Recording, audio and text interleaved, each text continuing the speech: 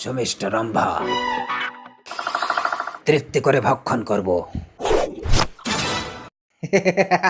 দেখলে তো ঋষি, এই তীরন্দাজ রাজার কতটা আন্দাজ। মূর্খ তীরন্দাজ রাজা, তোর এত অহংকার! তুই আমার আহার নষ্ট করলি।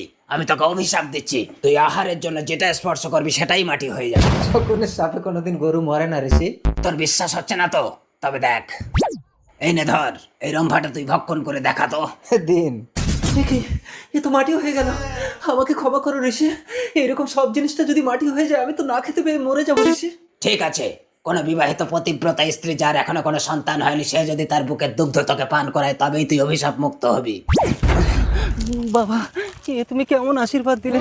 কোনো বিবাহিত পতিব্রতা স্ত্রী যার কোনো সন্তান হয়নি সে আমাকে কেন বুকের দুগ্ধ পান করাবে? আমি কি করে এই সাপ মুক্ত হব? রানী! এ কি রাজামশাই, তুমি এত রাতে শিকার না করে চলে এলে?